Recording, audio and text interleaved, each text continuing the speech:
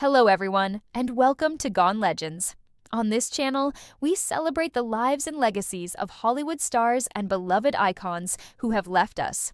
Though they are gone, their stories and achievements continue to inspire, and through these tributes, we ensure their memories live on. Before we begin, please take a moment to like this video and subscribe to Gone Legends. Your support helps us continue honoring the legends who shaped our world. Now, let's begin today's journey of remembrance. Alan Arkin, the Oscar-winning actor celebrated for his sharp wit and naturalistic style, was born on March 26, 1934, in Brooklyn, New York. From an early age, Arkin was drawn to performance, studying acting and music before breaking into theater and film. His artistry was marked by a rare ability to balance humor with depth, giving life to characters who felt both authentic and unforgettable. Arkin's breakthrough came in 1966 with The Russians Are Coming, a satirical Cold War comedy that earned him critical acclaim and his first Academy Award nomination. Over the following decades, he became one of Hollywood's most versatile talents, moving seamlessly between comedy, drama, and even directing. His performance in Little Miss Sunshine, 2006, was a career highlight, earning him the Academy Award for Best Supporting Actor. As Edwin Hoover, the foul-mouthed yet tender grandfather of a struggling family, Arkin delivered a role that was both heartbreaking and hilarious, proof of his ability to bring humanity to every part he played.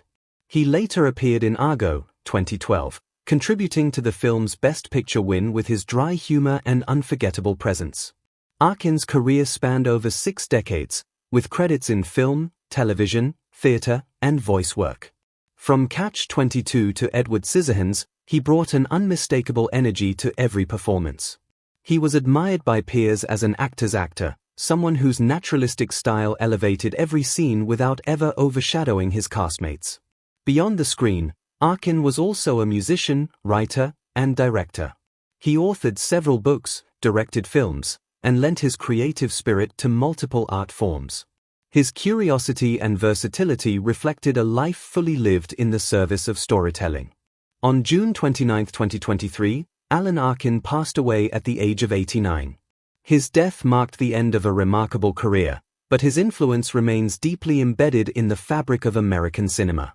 Alan Arkin's legacy is one of brilliance, honesty, and quiet power. He showed us that acting is not about spectacle, but about truth, and in doing so, he left behind a body of work that continues to inspire actors and audiences alike.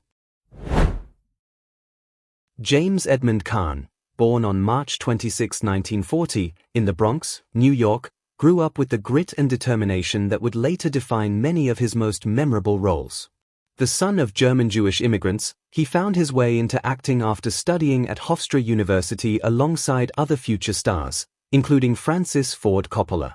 From the start, Caan carried a presence that was impossible to ignore, a mix of toughness, charisma, and emotional depth. Caan's breakthrough came with his unforgettable performance as Sonny Corleone in The Godfather, 1972. His fiery, unpredictable portrayal of the hot-headed eldest son of the Corleone family earned him an Academy Award nomination and secured his place in Hollywood history. Even today, Sonny's violent end remains one of the most iconic scenes in film. But James Caan was far more than just Sonny Corleone. He showcased his extraordinary range in a wide variety of roles. In Brian's Song, 1971, he portrayed football player Brian Piccolo, delivering a heartbreaking performance that left millions of viewers in tears and cemented the TV movie as a cultural landmark. In Misery, 1990, opposite Kathy Bates, he brought gripping tension and vulnerability to the role of a writer held captive by an obsessed fan. And in Elf, 2003, he revealed his comedic charm as Buddy's skeptical father, connecting with a whole new generation of audiences. Throughout his 6-decade career, Caan worked with some of the greatest directors of his time, including Coppola, Michael Mann, and Rob Reiner, and earned a reputation as an actor who could carry both drama and action with equal power. His tough guy exterior was always balanced by a deep humanity that resonated with audiences. James Caan passed away on July 6, 2022, at the age of 82.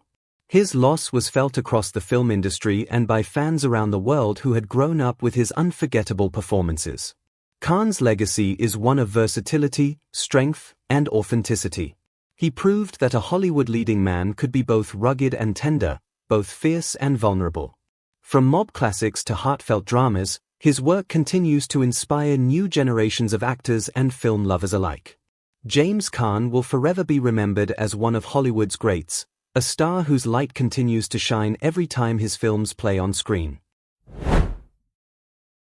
Kirstie Alley, one of television's most recognizable stars, was born on January 12, 1951, in Wichita, Kansas. From small-town beginnings, she rose to become a household name, beloved for her humor, warmth, and unmistakable screen presence. Her breakthrough came in the late 1980s when she joined the cast of the hit sitcom Cheers, stepping into the role of Rebecca Howe. Alley's sharp comedic timing and magnetic personality made her an instant favorite. For her work on the series, she earned both an Emmy Award and a Golden Globe, firmly establishing herself as one of television's brightest talents. Beyond the bar at Cheers, Kirstie Alley brought her charm to the big screen. She starred alongside John Travolta in the hugely popular Look Who's Talking film series, which became an international success and showcased her natural ability to balance comedy with heart. She also appeared in films like Summer School, Star Trek II, The Wrath of Khan, and For Richer or Poorer, displaying a versatility that made her stand out in both comedic and dramatic roles. Off-screen, Alley was known for her vibrant personality and outspoken nature. She embraced the spotlight with confidence and often used humor to connect with her fans. Throughout her decades-long career, she remained a consistent presence in television and film, proving her staying power in an ever-changing Hollywood landscape. On December 5, 2022, Kirstie Alley passed away at the age of 71 after a brief battle with cancer. Her passing left fans and fellow actors mourning the loss of a star who had brought so much laughter and joy to audiences worldwide. Kirstie Alley's legacy is one of laughter, talent, and bold individuality. She will forever be remembered for her Emmy-winning role in Cheers, her unforgettable performances in film, and her larger-than-life personality that made her a true Hollywood original. Olivia Newton-John was more than a performer, she was a beacon of light, whose music, films, and courage left an indelible mark on the world. Born on September 26, 1948, in Cambridge, England, Olivia grew up in Melbourne, Australia, where her love of music blossomed. By her teenage years, she was already performing, and soon after, her voice, tender, pure, and deeply moving, began to capture international attention. Her breakthrough as a singer came in the 1970s, when she embraced countrypop and earned multiple Grammy Awards. Songs like I Honestly Love You and Have You Never Been Mellow made her a household name, showcasing her ability to blend vulnerability with strength in every note. But it was in 1978 that Olivia Newton-John reached global superstardom. Cast as Sandy in the film Grease, opposite John Travolta, she brought innocence, charm, and charisma to one of the most beloved movie musicals of all time. The film's soundtrack became one of the best-selling albums in history, with hits like You're the One That I Want and Hopelessly Devoted to You cementing her status as a cultural icon. Beyond Grease, Olivia proved her versatility as a performer. In the 1980s, she transformed her image with the release of Physical, a song that became a defining pop anthem of the decade. With 4 Grammy Awards, countless chart-topping singles, and over 100 million records sold, she secured her place among the most successful female recording artists of all time. Yet Olivia Newton-John's legacy extends far beyond music and film. Diagnosed with breast cancer in 1992, she turned her personal battle into a lifelong mission to help others. Through advocacy, fundraising, and the creation of the Olivia Newton-John Cancer Wellness and Research Center in Melbourne, she dedicated her life to providing hope and support for patients around the world. Her openness about her journey inspired millions facing their own struggles. On August 8, 2022, Olivia Newton-John passed away at the age of 73 after a long and courageous battle with cancer. The world mourned the loss of not only a gifted performer, but a woman whose grace, resilience, and kindness touched countless lives. Olivia Newton-John will forever be remembered as Sandy, as the voice behind unforgettable songs, and as a fighter who used her platform to spread hope. Her music continues to bring joy, her films continue to inspire, and her legacy of compassion continues to shine like a light that never fades. Paul Sorvino, born on April 13, 1939, in Brooklyn, New York, was a man of immense talent and presence, whose career spanned more than 5 decades across film, television, and stage. Standing tall with a commanding voice and expressive eyes, Sorvino became a master at portraying characters that blended toughness with humanity. He is best remembered for his unforgettable role as Paulie Cicero in Martin Scorsese's crime masterpiece Goodfellas, 1990. In that role, Sorvino brought quiet intensity to the mob boss who preferred calm authority over loud violence, showing that power could be just as chilling in silence as in rage. The performance remains one of the most iconic in mob movie history. Television audiences also knew him well as Sergeant Phil Serretta on Law & Order. His portrayal of a seasoned detective displayed a different side of Sorvino, compassionate, grounded, and deeply human. He brought realism and depth to the role, leaving a mark on one of TV's most enduring franchises. But Sorvino's artistry reached far beyond the screen. He was a trained opera singer, blessed with a rich baritone voice, and performed in productions that showcased his musical gifts. He was also a skilled sculptor, creating bronze works that expressed his deep passion for the arts. Few actors could claim such a range of creative talents, making Sorvino a true Renaissance man. Off-screen, Sorvino was known for his devotion to family. He often spoke about his love for his children, including actress Myra Sorvino, who credited him with inspiring her own career. His warmth and loyalty in private life contrasted beautifully with the hardened figures he played on screen. On July 25, 2022, Paul Sorvino passed away at the age of 83. His death marked the loss of a towering figure in Hollywood, but his contributions live on in every performance, every note of music, and every sculpture he left behind. Paul Sorvino's legacy is one of versatility, passion, and depth. He showed the world that an actor could embody both menace and compassion, strength and tenderness. Whether in the gritty streets of Goodfellas or the heartfelt moments of family life, Sorvino left an imprint that will never be forgotten. Raquel Welch, one of Hollywood's most glamorous stars and an international icon of beauty, passed away in 2023 at the age of 82. She was born Jo Raquel Tejada on September 5, 1940, in Chicago, Illinois, to a Bolivian father and an American mother. From an early age, she dreamed of the stage, and by the 1960s, she had begun a career that would make her one of the most recognizable faces in the world. Welch's breakthrough came in 1966 with the fantasy adventure film 1 Million Years BC. Dressed in a simple doeskin bikini, she appeared on posters that would become cultural landmarks of the decade. Overnight, she became the ultimate sex symbol of the 1960s and 1970s. Yet beyond the pin-up image, Raquel Welch longed to be taken seriously as an actress, and she proved she had both range and talent.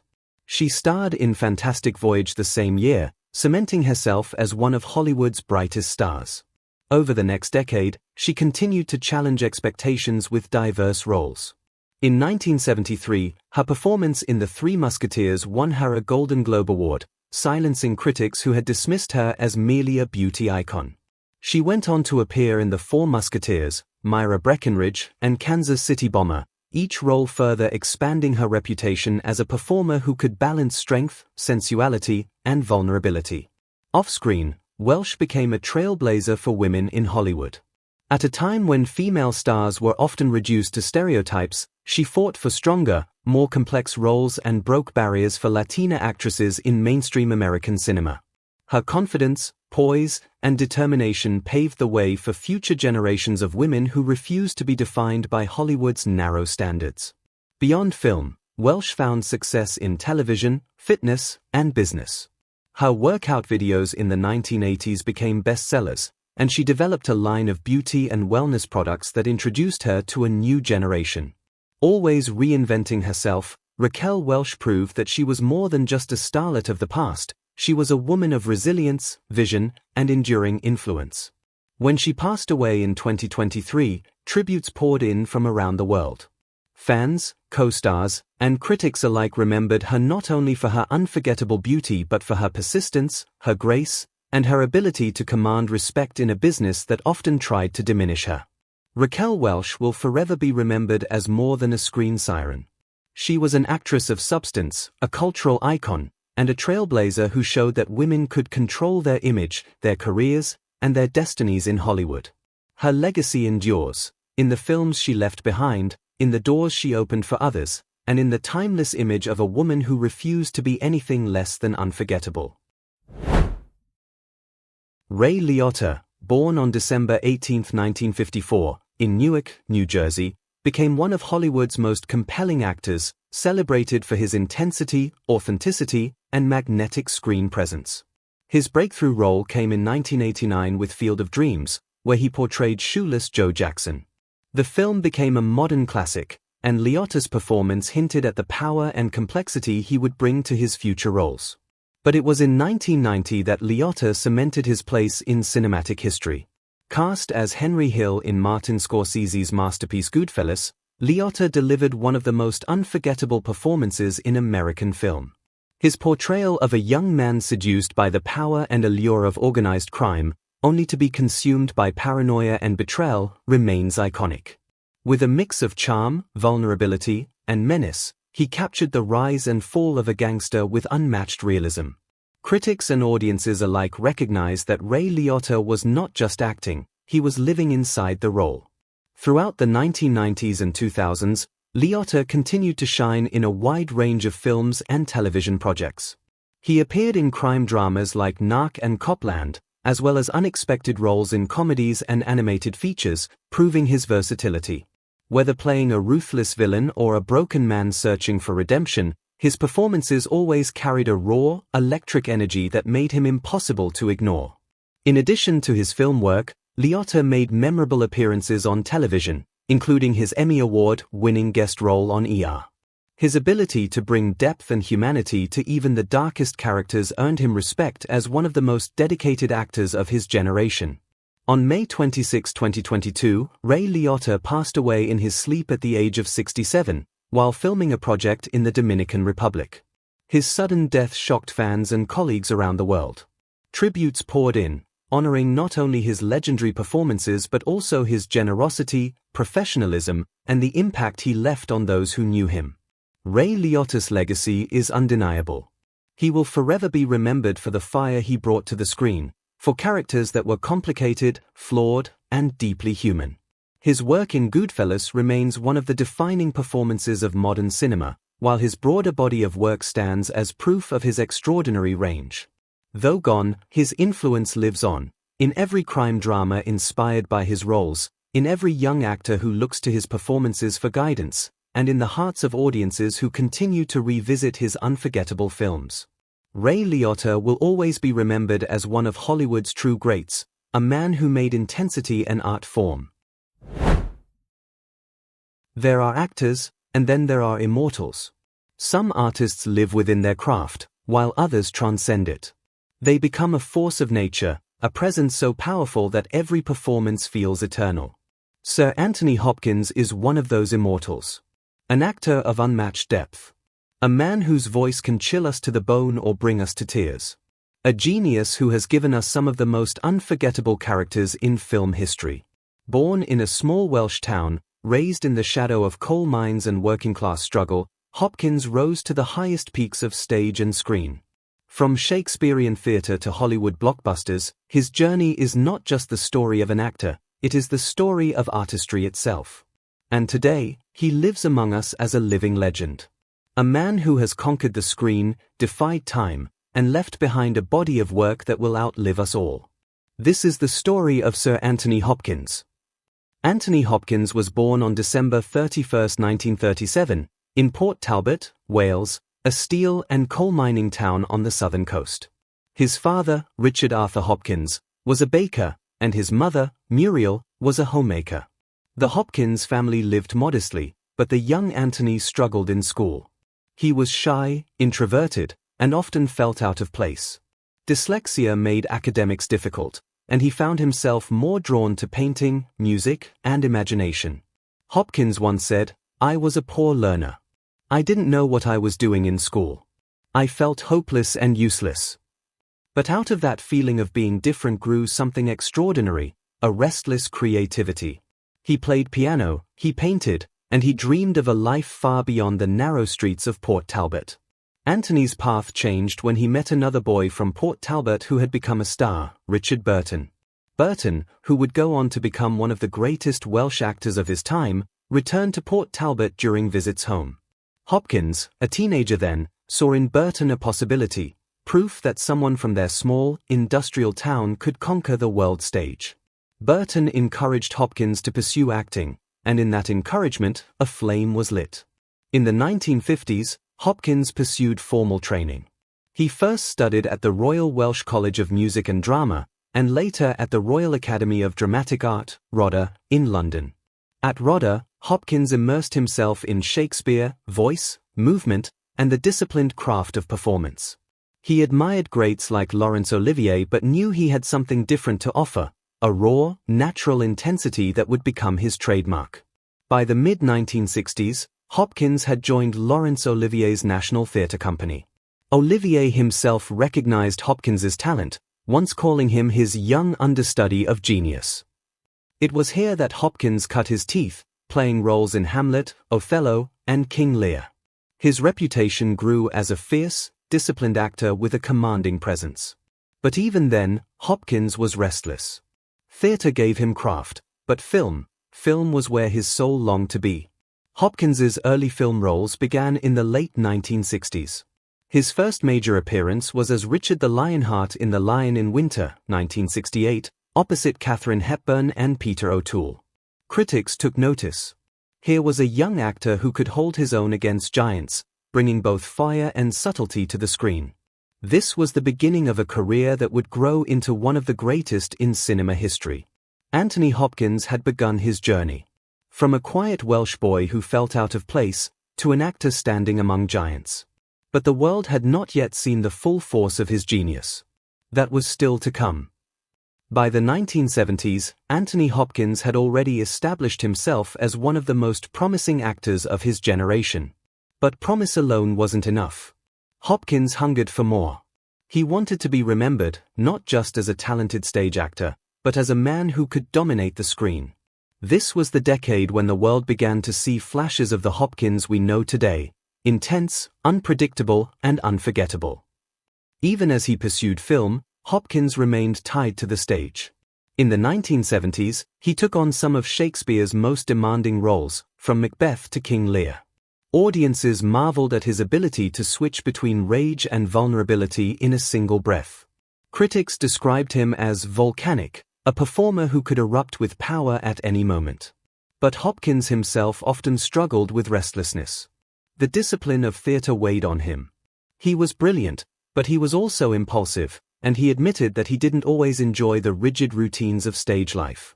This restlessness would push him towards cinema, where the camera could capture his unpredictable magic in ways the stage never could. Although filmed in the late 1960s, The Lion in Winter was Hopkins's first great cinematic showcase. Playing Richard the Lionheart, Hopkins held his own alongside legends Katharine Hepburn and Peter O'Toole. His piercing intensity, his emotional depth, they caught Hollywood's attention. Hopkins wasn't just another British actor. He was something different. But the road ahead would be long. Hopkins's next great breakthrough came with Magic, directed by Richard Attenborough. In this psychological horror film, he played a troubled ventriloquist whose dummy begins to take control of his life. The role demanded not only emotional intensity but also technical brilliance. Hopkins performed both as the ventriloquist and the eerie voice of the dummy, Fats. The result was chilling. Hopkins delivered a performance that was terrifying and heartbreaking all at once. Critics hailed it as proof of his range, and audiences began to see him as a master of psychological drama. Just 2 years later, Hopkins delivered another unforgettable performance in David Lynch's The Elephant Man. He played Dr. Frederick Treves, the compassionate physician who discovers and befriends John Merrick, a severely deformed man played by John Hurt. The film was a triumph, and Hopkins's performance anchored it with dignity and humanity.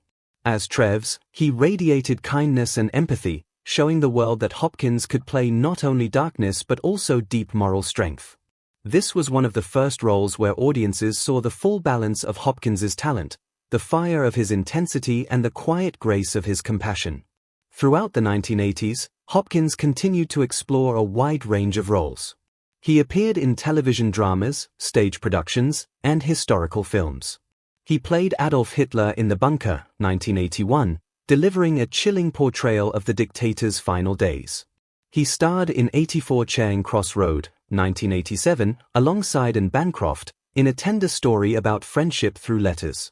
Each role reinforced his reputation as an actor who could disappear into any character.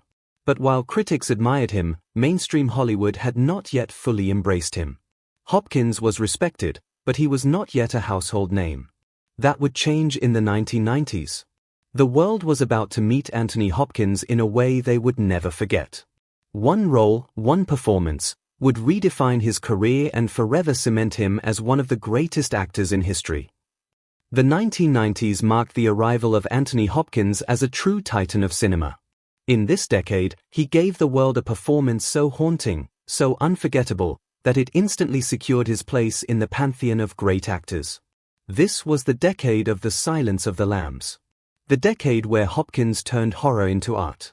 The decade where the world finally recognized him as a master of the craft. In 1991, Hopkins took on the role that would define him for generations, Dr. Hannibal Lecter. Lecter was no ordinary villain. He was brilliant, cultured, articulate, and utterly terrifying. A psychiatrist turned cannibalistic serial killer, he was a character that demanded both intellect and menace. Hopkins delivered all of it, and more. With a calm, measured voice, with piercing eyes that seemed to look straight into the soul, Hopkins transformed Lecter into one of cinema's most chilling creations. The performance was not about screaming or violence. It was about stillness. About control. About the quiet horror of a man who could kill you with both words and silence. And the world was mesmerized. For his role as Hannibal Lecter, Anthony Hopkins won the Academy Award for Best Actor. The astonishing fact? Hopkins was on screen for only about 16 minutes, one of the shortest performances ever to win the Best Actor award. But those 16 minutes were enough to change film history. Lecter became a cultural icon. His lines, "A census taker once tried to test me. I ate his liver with some fava beans and a nice Chianti," entered the lexicon of pop culture. Hopkins had created not just a character, but a legend. Film projector #beyond Lecter, expanding greatness. The 1990s were not defined by just one role. Hopkins continued to deliver breathtaking performances across genres. Howard's End, 1992, he played Henry Wilcox, a wealthy businessman entangled in issues of class and love. The film won 3 Oscars and showcased Hopkins's ability to bring nuance to restrained characters. The Remains of the Day, 1993, perhaps one of his finest performances, Hopkins starred as Stevens, a butler whose dedication to duty prevents him from embracing love. It was a heartbreaking role, filled with subtlety, silence, and suppressed longing. Critics hailed it as one of the greatest performances of the decade. Legends of the Fall, 1994. Playing Colonel William Ludlow, Hopkins portrayed a father trying to hold his family together amid tragedy and war. His presence gave the sweeping drama both gravitas and heart.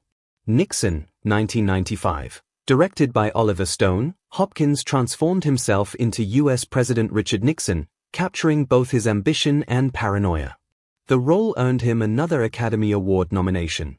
Amistad, 1997. As former U.S. President John Quincy Adams, Hopkins delivered a powerful courtroom speech that showcased his unmatched command of dialogue. The Mask of Zorro, 1998. Here, Hopkins embraced adventure, mentoring Antonio Banderas's Zorro in a blockbuster that proved he could thrive in swashbuckling action as well as drama. Throughout the 1990s, Hopkins proved he could do it all. From villains to heroes, from repressed servants to fiery leaders, from intimate dramas to epic adventures, he redefined versatility. Every role carried the same precision, the same magnetic intensity. Hopkins was not content to rest on Hannibal Lecter's shadow.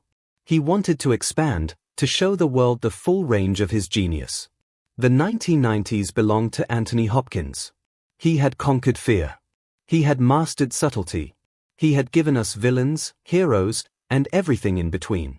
But as the 21st century dawned, Hopkins would prove that even after decades of brilliance, his best was yet to come. As the new millennium began, Sir Anthony Hopkins faced a choice. He had already conquered the screen. He had already become immortal through Hannibal Lecter, The Remains of the Day, and countless others. But what comes after greatness? For Hopkins, the 2000s and 2010s were not about repeating old triumphs. They were about reinvention. They were about exploring new sides of himself, as a man, as an actor, as an artist. One of Hopkins's most beloved roles of the 2000s came in The World's Fastest Indian. He played Burt Munro, a New Zealand motorcycle racer who, against all odds, pursued his dream of setting a land speed record. The film was uplifting, heartfelt, and deeply human. Hopkins infused Munro with charm, warmth, and determination. Audiences adored the performance, and critics praised it as one of the most touching roles of his career. It was proof that Hopkins didn't need darkness to captivate. His humanity was just as powerful. In the early 2000s, Hopkins reprised his most famous role, Hannibal Lecter. In Hannibal, 2001, directed by Ridley Scott, Lecter returned to the screen in a story filled with gothic horror and twisted romance. The film was controversial but undeniably popular, grossing hundreds of millions worldwide. Then in Red Dragon, 2002, Hopkins once again portrayed Lecter, this time in a prequel exploring his earlier crimes. While some critics debated the necessity of returning to Lecter, audiences couldn't look away. Hopkins had created a villain too fascinating to ignore. Hopkins also embraced blockbuster cinema in the 2010s. In Marvel's Thor, he played Odin, the all-powerful father of Thor and Loki. With his commanding voice and regal presence, Hopkins gave gravitas to a superhero film.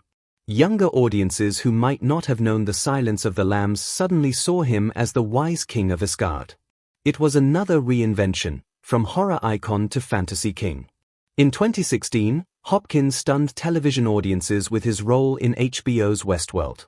He played Dr. Robert Ford, the enigmatic creator of a futuristic theme park filled with lifelike androids. Ford was mysterious, brilliant, and manipulative, a character perfectly suited to Hopkins's commanding presence. The role earned him widespread acclaim, proving that even in his late 70s, he could dominate the screen in new and unexpected ways. Then came one of the greatest performances of Hopkins's career, The Father. In this devastating drama, he played an elderly man struggling with dementia. The role demanded not only technical brilliance but profound emotional courage. Hopkins delivered both. He captured the fear, confusion, and fragility of a man losing his grasp on reality. The performance was raw, heartbreaking, and deeply human. In 2021, at the age of 83, Hopkins won the Academy Award for Best Actor, his second Oscar. He became the oldest actor ever to win the award, a record that symbolized not decline, but triumph. Hopkins himself dedicated the win to Chadwick Boseman, showing not just greatness as an actor, but grace as a man. With The Father, Anthony Hopkins proved something extraordinary. At an age when most actors have retired, he delivered one of the greatest performances of his life. He showed the world that genius does not fade with time. It deepens. It evolves. It endures. Anthony Hopkins is more than an actor. He is a storyteller, a philosopher, a musician, and an artist. His life is not defined only by the characters he has played, but also by the art he has created outside the screen. To understand Hopkins fully, we must not only look at the films, but also at the man, his music, his paintings, his wisdom, and his lasting legacy. From a young age, Hopkins was drawn to the piano. Even during his years of acting, music remained a quiet passion that he nurtured privately. In later life, he began to share it with the world. Hopkins composed classical pieces that were performed by orchestras, including the BBC Concert Orchestra and the Dallas Symphony Orchestra. His music is tender, reflective, often melancholic, a window into the quieter side of a man known for his ferocity on screen. He once said, "Music was my first love. Acting was a way to survive, but music is who I am." Hopkins is also a painter. His artwork is vibrant, abstract, and full of bold colors. Unlike his often dark film roles, his paintings radiate life and joy.